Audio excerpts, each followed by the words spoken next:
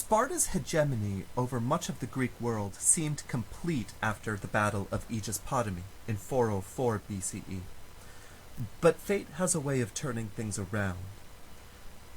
The famous Spartan supremacy in all infantry battle was finally overturned by a genius from the polis of Thebes named Epaminondas. But the new Theban supremacy did not outlive him. The power vacuum that resulted dragged on until it was filled by someone even more unexpected.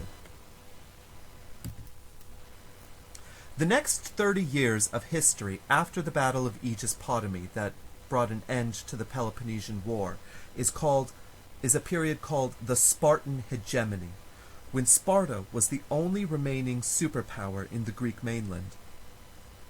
The Spartans had no real interest in micromanaging the polis now under its conquest. Their main goals for the new wider influence that they had was to install governments sympathetic to Sparta and keep them from squabbling with one another. The Spartans established garrisons of mercenaries at several key strategic points in the Greek world, under the command of a Spartan citizen who was called a Harmost.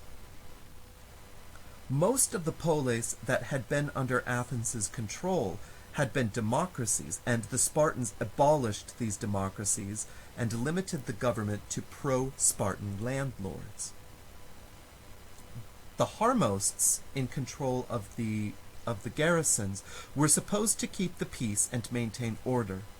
But despite the fact that they were supposed to be honorable Spartan warriors, these governors were famously corruptible. In particular, the Harmosts extorted huge sums of money from their areas. To the northwest of Athens, there was an ancient and wealthy, but never really central polis called Thebes, Thebes.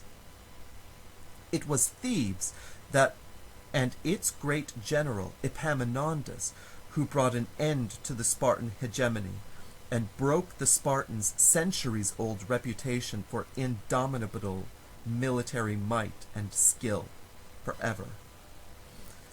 The great battle happened at Leuctra in 371 BCE. We will get to the specifics about the mechanics of ancient Greek warfare later in the semester, but in general terms, the standard formation at the time was called the phalanx, basically a wall of men marching at another wall of men. It could be very strong, as long as the line held. As soon as one part of the phalanx broke, the whole line would usually crumble. Epaminondas made an amazing innovation to this formation that it is sort of amazing to imagine that it took centuries for someone to come up with. Epaminondas drilled his soldiers to stagger their line, as shown here, with some divisions engaging the enemy, while other divisions to their right were still advancing.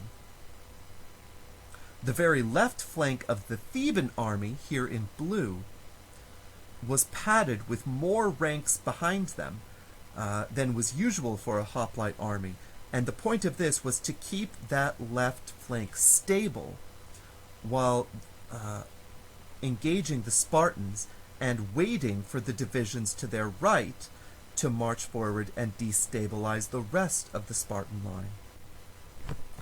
The Spartans were in a traditional line phalanx, and they could not keep the integrity of their line in all this confusion.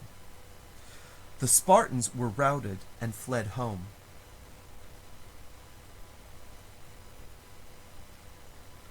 Thebes was now in charge, and the next 10 years of Greek history we call the Theban hegemony, and the Thebans continued the system of sending Harmosts to garrison strategic sites.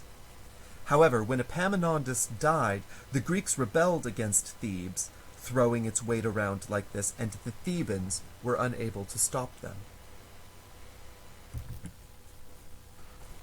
The following 25 years after Epaminondas' death are a period of power vacuum in Greece.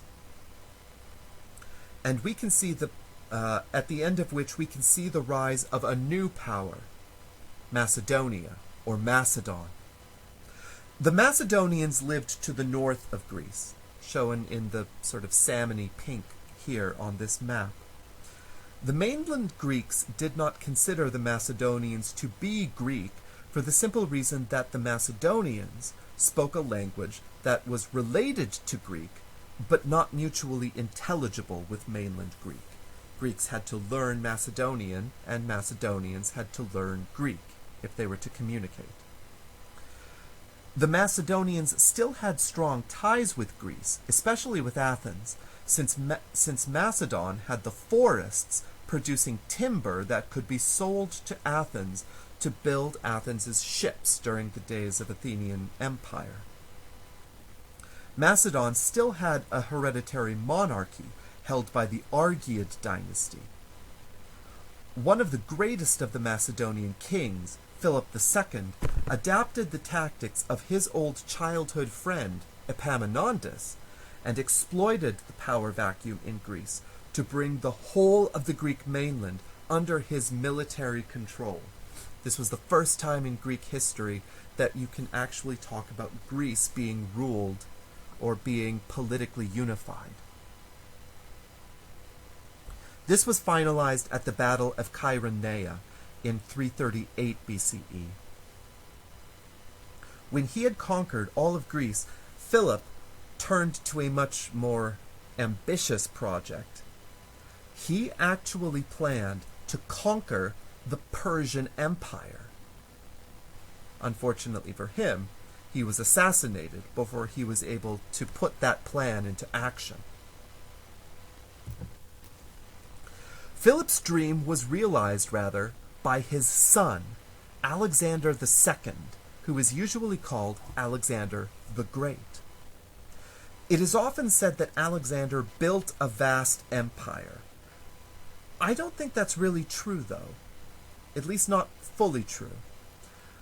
Alexander inherited and was able to keep together the Macedonian Greek kingdom that his father had forged. And then he successfully fought his way to the top of the Persian Empire. All the bureaucracy and imperial governance was already largely in place. Alexander just bullied his way to the top of it. The story of how he did so is very dramatic and surprising and also complicated, and we won't have time to go into all the details. If you are curious to know more, I recommend Peter Green's biography of Alexander. Toward the end of Alexander's life, the story takes a darker turn into increased paranoia and alcoholism.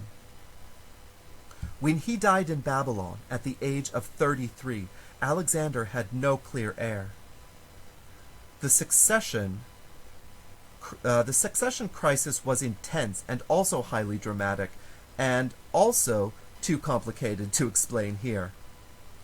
The new order that resulted from this crisis we treat as the beginning of a new period of Greek history, which we call the Hellenistic period. The short version of the story is that some of Alexander's marshals or generals claimed territory from his empire for their own and established royal dynasties that, in some cases, lasted for centuries.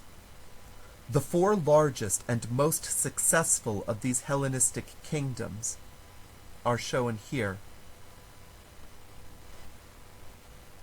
There's the Antigonid dynasty of Macedonia, the Attalid dynasty of Asia Minor, the Seleucid dynasty of Syria and Persia, and the Ptolemaic dynasty, centered in Alexandria of Egypt. By this time, the Macedonian aristocracy was raised with Greek education, and Greek became the language of government, power, and privilege in these kingdoms. This Hellenistic period was an age of renewed and state-sponsored colonization, with Greeks welcomed into new settlements founded by the kings of Egypt and also Persia, Syria, Asia Minor, all over the Hellenistic kingdoms, even in Afghanistan. Throughout the eastern half of the Mediterranean, Greek became the common language of communication, often learned by natives as a second language. These Hellenistic kingdoms persisted until they were sabotaged and eventually largely absorbed by the growing Roman Empire.